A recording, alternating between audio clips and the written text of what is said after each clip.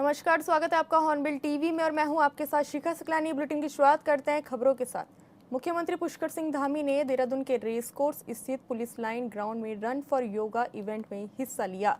इस मौके पर सीएम ने कहा कि योग आज जन जन का योग, घर घर का योग बन गया है। देवभूमि उत्तराखंड योग की जननी रही है, ऋषियों की भूमि रही है। यहाँ पर योग घर घर तक पहुंचे, उसके लिए हम योग ग्राम बना रहे हैं। सीएम ने कहा कि हम देश की योग नीति सबसे पहले लाए हैं। इस प्रकार के आयोजन योग दिवस से पहले पूरे हफ्ते और महीने भर चलते हैं। योग को जीवन का हिस्सा बनाना चाहिए।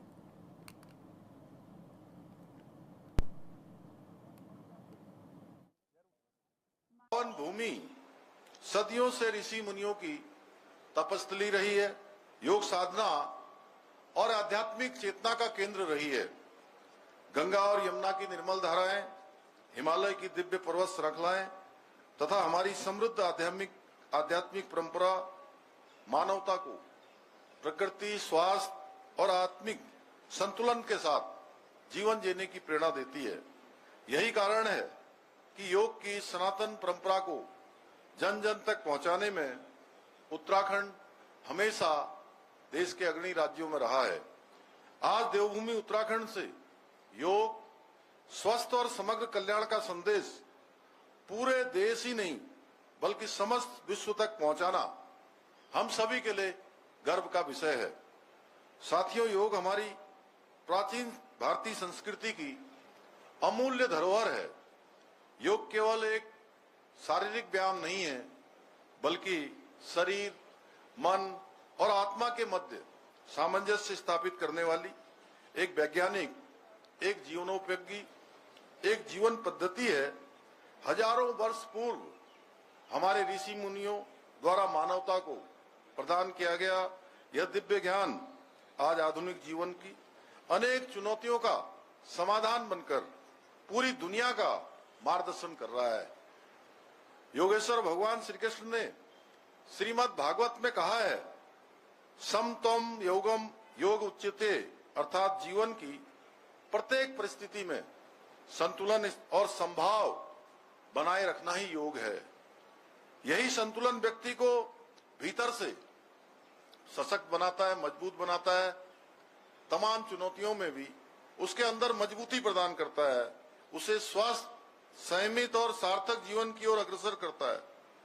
आज जब पूरा विश्व तनाव से, अवसाद से और विभिन्न स्वास्थ्य संबंधी अनेक प्रकार की चुनौतियों का सामना कर रहा है, तब योग भारत की उस सनातन ज्ञान परंपरा का प्रतीक बनकर उभरा है जो संपूर्ण मानवता को स्वस्थ, संतुलित और सुखी जीवन का मार्ग दिखा रही है।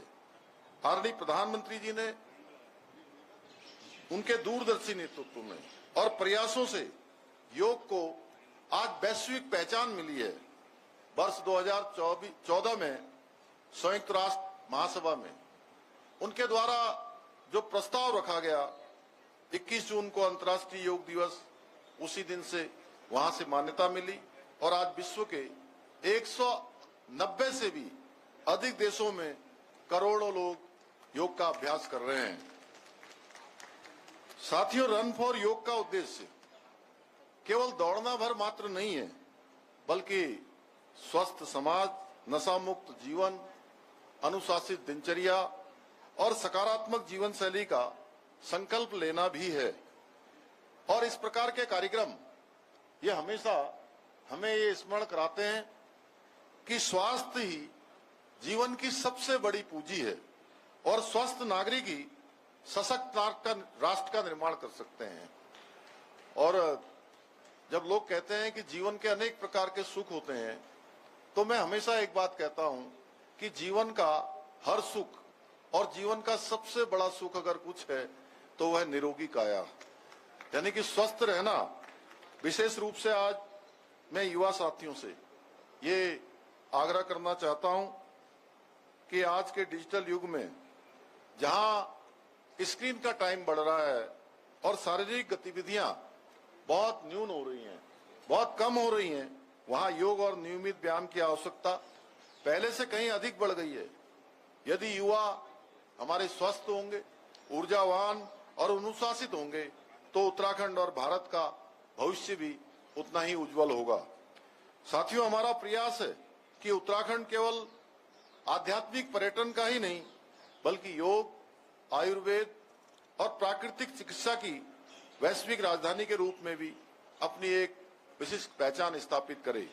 इस लक्ष्य की प्राप्ति के लिए नई योग नीति के माध्यम से योग एवं ध्यान केंद्रों को प्रोत्साहन दिया जा रहा है, योग प्रशिक्षकों को सहयोग प्रदान किया जा रहा है तथा राज्य में योग और वेलनेस आधारित रोजगार के नए अवसर भी विकसित किए जा रहे हैं।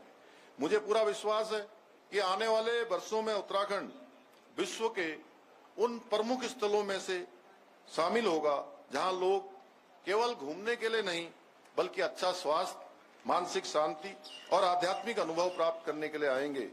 साथियों, आज आवश्यकता इस बात की है कि योग को वर्ष में केवल एक दिन आयोजन तक सीमित न रखा जाए बल्कि इसे अपने दैनिक जीवन का हिस्सा भी बनाया जाए। यदि हम प्रतिदिन केवल 20 से 30 मिनट योग के लिए अगर निकाल सकेंगे तो हम अपने स्वास्थ्य, कार्यक्षमता और जीवन की गुणवत्ता में बड़ा परिवर्तन ला सकते हैं। एक सकारात्मक सोच हमारी आगे बढ़ सकती है। आइए आज इस अवसर पर हम सभी मिलकर संकल्प लें कि हम योग को अपने जीवन का अभिन्न हिस्सा बनाएंगे। हम प्रतिदिन स्वास्थ्य के लिए समय निकालेंगे। हम स्वस्थ और अनुशासित जीवन शैली अपनाएंगे। हम नशा मुक्त और सकारात्मक समाज के निर्माण में अपना योगदान देंगे। हम अपने परिवार और मित्रों को भी योग करने के लिए प्रेरित करेंगे। हम योग के संदेश को घर घर तक और जन जन तक पहुंचाएंगे। मुझे पूरा विश्वास है आप सभी ऊर्जावान युवा योग को एक जन आंदोलन का स्वरूप देंगे तथा स्वस्थ, समृद्ध और सशक्त उत्तराखंड निर्माण के हमारे विकल्प रहित संकल्प को सिद्धि तक पहुंचाने में महत्वपूर्ण योगदान देंगे। इसी विश्वास के साथ आप सबको एक बार फिर से अंतर्राष्ट्रीय योग दिवस की बहुत बधाई देते हुए, शुभकामनाएं देते हुए मैं अपनी बात को समाप्त करता हूं। धन्यवाद। देहरादून के झंडा बाजार स्थित मालियान मोहल्ले में तनाव की स्थिति है। समुदाय विशेष के 17 वर्षीय युवक पर 13 साल की किशोरी से दुष्कर्म का आरोप लगा है। घटना के बाद इलाके में भारी आक्रोश और बड़ी संख्या में लोग सड़क पर उतर आए हैं। घटना के बाद इलाके में तनाव फैल गया। आरोपी के परिवार पर दुकान का नाम बदलकर हिंदू नाम से कारोबार करने का भी आरोप लगा है।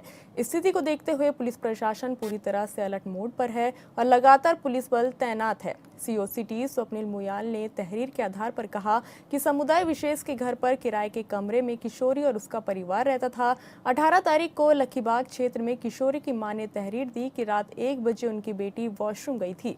वापस न आने पर देखने गई तो बेटी रो रही थी। कारण पूछने पर किशोरी ने कहा कि मकान मालिक के भांजे ने जबरन बाथरूम में खींचकर उसका बलात्कार किया। स्वप्निल मुयाल ने कहा कि मामले का पुलिस ने संज्ञान ले लिया है और आरोपी को जल्द गिरफ्तार कर वैधानिक कार्रवाई की जाएगी।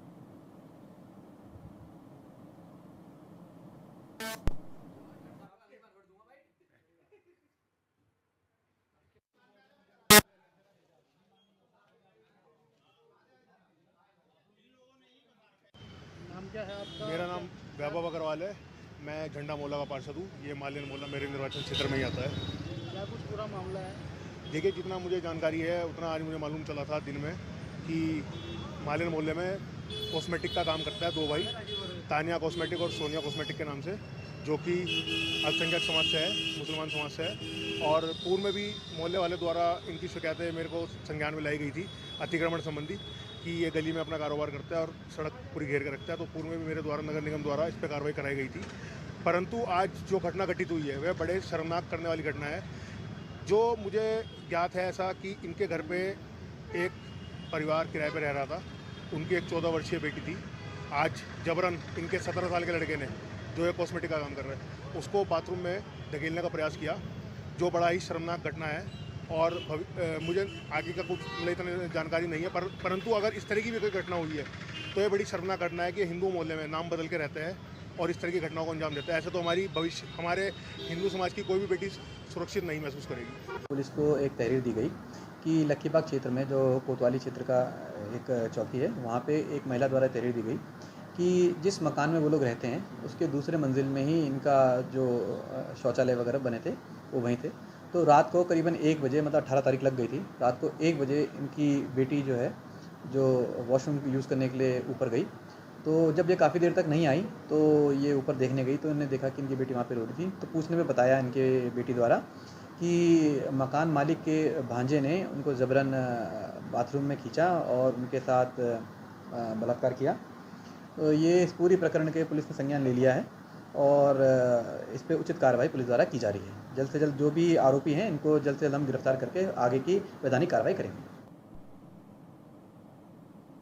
इस खबर पर ज्यादा जानकारी के लिए संवाददाता योगेश आर्य हमारे साथ जुड़ चुके हैं। योगेश, एक युवक पर नाबालिग के साथ दुष्कर्म का आरोप लगा है, वहीं तनावपूर्ण माहौल को देखते हुए पुलिस भी अलर्ट मोड पर है। ऐसे में क्या कुछ कार्रवाई की मांग लोगों द्वारा की जा रही है और किस तरीके का माहौल अभी बना हुआ है? दरअसल झंडा बाजार स्थित मालियान मोहल्ले से घटना सामने आई है और उसमें सनसनी फैल गई है। समुदाय विशेष के 17 वर्षीय युवक पर 13 साल की किशोरी से दुष्कर्म का आरोप लगाया। घटना के बाद इलाके में भारी आक्रोश देखने को मिला। बड़ी संख्या में लोग सड़कों पर उतरे और घटना के बाद इलाके में तनाव फैला। आरोपी के परिवार पर दुकान का नाम बदलकर हिंदू नाम से कारोबार करने का भी आरोप जो है वो लगाया गया है। हिंदू संगठन के कार्यकर्ता भी मौके पर पहुंचे और भारी नाराजगी जो है इस दौरान देखने को मिली है। पुलिस प्रशासन पूरी तरह अलर्ट मोड पर, लगातार वहां पर जो है पुलिस बल जो है मुस्तैद किया गया है, क्योंकि अगर देखिए इस घटना को लेकर 18 तारीख को लक्कीबाग किशोरी में मां की जो तहरीर थी उस पर जो है कार्रवाई पुलिस ने स्टार्ट की थी और कारण पूछने पर किशोरी द्वारा बताया गया था मकान मालिक के भांजे ने जबरन जो है खींचकर ये प्रयास किया था, जिसमें जो है पुलिस ने संज्ञान लेकर आरोपी के खिलाफ वैधानिक कार्रवाई शुरू कर दी है। ये कहा जा रहा है कि जल्दी उसकी गिरफ्तारी जो है वो की जाएगी। योगेश, हमारे साथ जुड़ने और तमाम जानकारी साझा करने के लिए धन्यवाद। उत्तराखंड एसटीएफ ने गदरपुर से सलाउद्दीन को गिरफ्तार किया है, जिसके कब्जे से AK-47 के कारतूस सहित कई अवैध असला बरामद किए गए। सलाउद्दीन ने तेलंगाना के एक युवक के डेटोनेटर भी खरीदा था। सलाउद्दीन पर आरोप है कि वह सोशल मीडिया प्लेटफॉर्म के माध्यम से युवाओं को प्रभावित कर कट्टरपंथी एवं जिहादी विचारधारा से जोड़ने का प्रयास कर रहा था। एसटीएफ टीम को उसके मोबाइल फोन की जांच के दौरान सिग्नल एवं टेलीग्राम ऐप पर कई समूह और चैट्स में कथित रूप से जिहाद, शहादत और राष्ट्र विरोधी विचारों से संबंधित सामग्री और संदेश पाए गए। प्रारंभिक जांच में आरोपी के सोशल मीडिया नेटवर्क्स के माध्यम से अंतर्राष्ट्रीय ट्रांसबॉर्डर कट्टरपंथी तत्वों से संभावित संपर्कों से संकेत मिले हैं। इन कनेक्शन की सत्यता और दायरे की विस्तृत जांच की जा रही है। जांच के दौरान चैट्स में हथियार, विस्फोटक सामग्री के सुरक्षित भंडारण और उनकी आवाजाही से संबंधित संदिग्ध बातचीत भी सामने आई है, जिसकी तकनीकी एवं फॉरेंसिक जांच की जा रही है। आरोपी ने पूछताछ के दौरान कहा कि कुछ चैट और संपर्कों को डिलीट कर दिया गया था। साथ ही उत्तर प्रदेश के रामपुर निवासी एक व्यक्ति से उसके संपर्क होने की जानकारी भी सामने आई है, जिसकी भूमिका की जांच की जा रही है। पूछताछ में संवेदनशील जानकारी मिली है। पूछताछ के दौरान आरोपी ने स्वीकार किया कि कुछ घटनाओं से प्रभावित होकर उसके भीतर कट्टरपंथी सोच विकसित हुई थी। शुरुआती पूछताछ और खुफिया जानकारी से पता चलता है कि उसे कथित तौर पर पाकिस्तान से जुड़े और मलेशिया में मौजूद एक हैंडलर द्वारा संचालित किया जा रहा था और कथित तौर पर किसी खास घटना को अंजाम देने की तैयारी चल रही थी। एसएसपी एसटीएफ अजय सिंह ने कहा कि सभी खुफिया एजेंसियों और संबंधित अधिकारियों को सूचित कर दिया गया है और कानून के अनुसार आगे की कानूनी कार्रवाई की जा रही है। दिनों पूर्व गोपनीय इनपुट प्राप्त हुआ था कि सोशल मीडिया प्लेटफॉर्म पर कुछ लोग राष्ट्र विरोधी गतिविधियों में लगे हैं और खासकर इंडिया के बाहर पाकिस्तान हैंडलर्स के टच में है और उनके द्वारा गोपनीय ग्रुप्स बनाए गए। इसको देखते हुए एक साइबर पेट्रोलिंग की टीम का गठन किया गया था और साइबर पेट्रोलिंग की टीम द्वारा कुछ ऐसे सस्पिशियस जो ऐसे प्लेटफॉर्म है उसको नोटिस किया गया। उसके आधार पर एसटीएफ टीम द्वारा एक सस्पेक्ट सलाउद्दीन को पूछताछ के लिए लाया गया और पूछताछ उपरांत जब उसके फ़ोन को चेक किया गया और डेटा चेक किया गया तो पाया गया कि वो विभिन्न जो है सिग्नल ग्रुप और खासकर टेलीग्राम ग्रुप्स के माध्यम से देश विरोधी गतिविधियों में और खासकर ऐसे लोगों को गुमराह करके और एक बड़ी घटना की साजिश रचने के उसमें साक्ष्य पाए गए। साथ ही साथ वह विभिन्न ऐसे वीडियोज़ जो देश विरोधी थे, खासकर जैश ए मोहम्मद और अल-कायदा से रिलेटेड ऐसे वीडियोस को लोगों को शेयर कर रहा था। पूछताछ में उसके द्वारा बताया गया कि काफ़ी दिनों से वह ऐसा प्रयास कर रहा था। उसके द्वारा कुछ लोगों के माध्यम से जो है बाहर के हैंडलर्स के माध्यम से वो टच में था। खासकर उसने एक मलेशिया का भी रेफरेंस बताया कि जहाँ के माध्यम से किसी के थ्रू वो जुड़ा हुआ था और किसी एक बड़ी घटना को अंजाम देने की तैयारी कर रहा था। पूछताछ के उपरांत उसकी तलाशी में उसके पास से एक इंग्लिश पिस्टल, 4 कारतूस भी बरामद हुए, 4 डेटोनेटर बरामद हुए। इस खबर पर ज्यादा जानकारी के लिए संवाददाता महेंद्र पाल हमारे साथ जुड़ चुके हैं। महेंद्र, उत्तराखंड एसटीएफ ने बड़ी कार्रवाई करते हुए सलाउद्दीन को गिरफ्तार किया है। ऐसे में उसके नेटवर्क कहां से जुड़े थे और आरोपी पर क्या कुछ आरोप लगे हैं? जी देखिए, सलाउद्दीन जो गदरपुर के शीला मजरा गांव का निवासी है, उस पे जो हमें ज्ञात हुआ कि जो एजेंसियां हैं या एसटीएफ के, इसकी बहुत दिन से नजर थी इस पर, और सारे तथ्य जब इन लोगों ने जुटा लिए, चाहे वो ऑनलाइन हो या किसी अन्य तरह के, सब तथ्य जुटाए तब छापेमारी कर इसे गिरफ्तार किया गया। तो एसटीएफ की बड़ी सफलता मानी जा रही है, प्रदेश सरकार की एक बड़ी सफलता मानी जाएगी, क्योंकि जिस तरह से जिहादियों पर ये वार हुआ है, अपने आप में एक एग्जाम्पल सेट किया है उत्तराखंड पुलिस ने। जी महेंद्र, हमारे साथ जुड़ने तमाम जानकारी साझा करने के लिए धन्यवाद। आगामी 21 जून को अंतर्राष्ट्रीय योग दिवस पर चंपावत के बनबसा स्थित मिनी स्टेडियम में एक भव्य योग कार्यक्रम का आयोजन होगा, जिसमें मुख्यमंत्री पुष्कर सिंह धामी मुख्य अतिथि के रूप में प्रतिभाग करेंगे और आमजन के साथ योगाभ्यास कर स्वस्थ जीवन शैली का संदेश देंगे। कार्यक्रम की तैयारियों को लेकर जिलाधिकारी मनीष कुमार ने संबंधित विभागों के अधिकारियों के साथ वर्चुअल बैठक की, जिसमें उन्होंने व्यवस्थाओं की विस्तृत समीक्षा करते हुए अधिकारियों को जरूरी दिशा निर्देश दिए। जिलाधिकारी ने कहा कि अंतर्राष्ट्रीय योग दिवस केवल एक आयोजन नहीं, बल्कि स्वस्थ, संतुलित और सकारात्मक जीवन शैली को अपनाने का जन आंदोलन है। उन्होंने सभी विभागों को आपसी समन्वय के साथ कार्यक्रम को सफल बनाने के निर्देश दिए।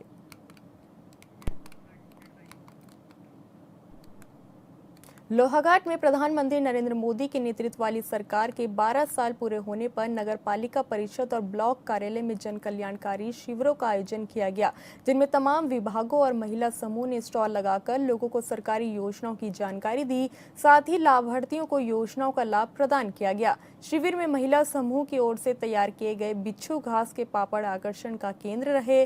पालिका अध्यक्ष गोविंद वर्मा ने मोदी सरकार के 12 सालों को बेमिसाल बताते हुए देश की प्रगति की सराहना की। वहीं बीडीओ कविंद्र सिंह रावत ने कहा कि शिविर में लोगों को विभिन्न योजनाओं की जानकारी देने के साथ उनकी समस्याओं का समाधान भी किया गया है।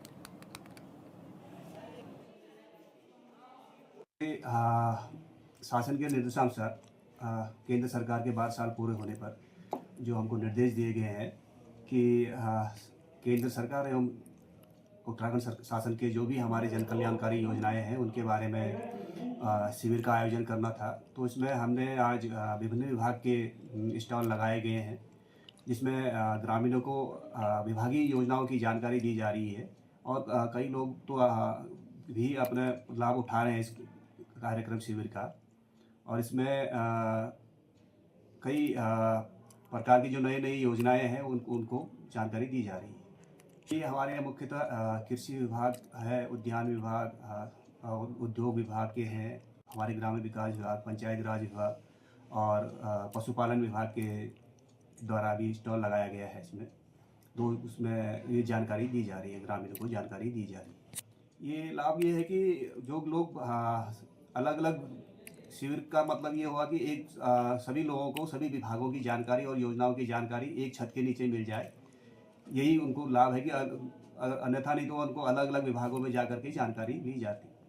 माननीय मोदी जी के केंद्र में 12 साल पूर्ण होने पर पूरे देश भर में एक उत्साह का माहौल है और इसी के सापेक्ष पूरे देश भर में एक जन कल्याण मेला लगाया जा रहा है और जिसके तहत विभिन्न योजनाओं का लाभ सीधे जनता तक पहुँचे। इसको देखते हुए विभिन्न विभागों के स्टॉल भी लगाए गए हैं और जिसमें भारी मात्रा में लोग इन योजनाओं का लाभ लेने और सरकार की जो भी जन कल्याणकारी योजनाएं हैं वो अंतिम छोर पे बैठे व्यक्ति तक पहुँचे, ऐसा हमारा उद्देश्य है। और साथ ही साथ हम लोगों ने जो वेंडर्स हैं उनके लिए भी मेला ला रखा है, जिसमें 15,000, 25,000, 50,000 का ब्याज रहित ऋण माननीय मोदी जी द्वारा कोरोना काल से शुरू किया गया है और प्रथम चरण में 15,000 मिलेगा और उसको बिगड़ ब्याज रहित और जो भी ब्याज बढ़ता है वो केंद्र और राज्य सरकार मिलकर उसको देती है। उसके बाद 25,000 मिलता है, उसके बाद 50,000। और मैं समस्त क्षेत्रीय जनता से अनुरोध करना चाहूँगा कि अधिक से अधिक संख्या में आकर इन मेलों का आप लाभ उठाएं और जिससे कि आप लोगों के विभिन्न विभागों में दौड़ जो लगाते हैं समय की बर्बादी होती है वो समय का बचत होगा। जिलाधिकारी चंपावत मनीष कुमार की अध्यक्षता में जिला सभागार में जिला सड़क सुरक्षा समिति की बैठक आयोजित की गई। इसमें जिले में सड़क दुर्घटनाओं की रोकथाम, यातायात व्यवस्था को सुगम बनाने के साथ यात्रियों को सुरक्षित यात्रा अनुभव उपलब्ध कराने को लेकर समीक्षा की गई। बैठक में जिलाधिकारी ने सभी कार्यदायी संस्थाओं को निर्देशित किया कि वर्षा काल से पूर्व सड़क किनारे नालियों का निर्माण, मलबा हटाने, झाड़ियों की कटाई, कलटवटों की मरम्मत के कार्य समयबद्ध रूप से पूरा किया जाए। उन्होंने पुलों की तकनीकी जांच कराए जाने और क्षतिग्रस्त रेलिंगों को जल्द दुरुस्त करने के निर्देश भी दिए।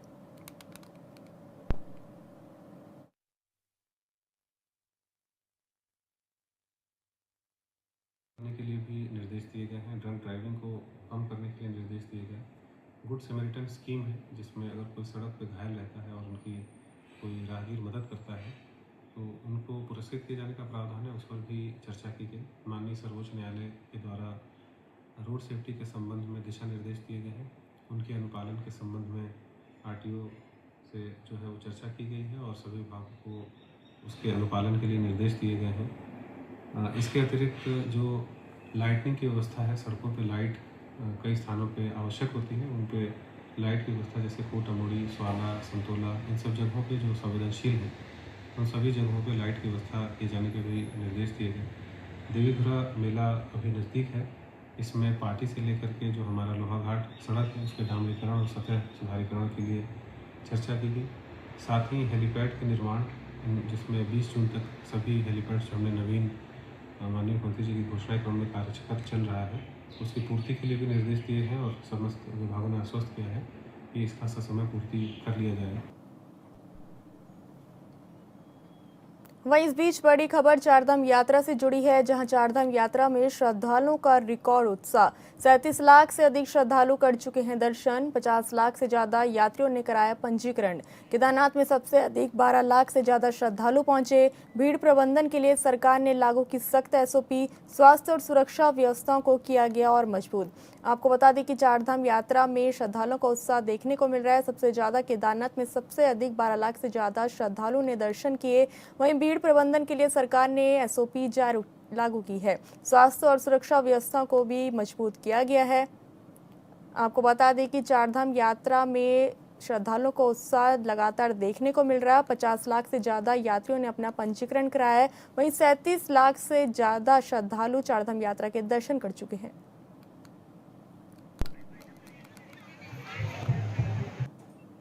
फिलहाल इस बुलेटिन में इतना ही। आप देखते रहिए हॉर्नबिल टीवी। नमस्कार।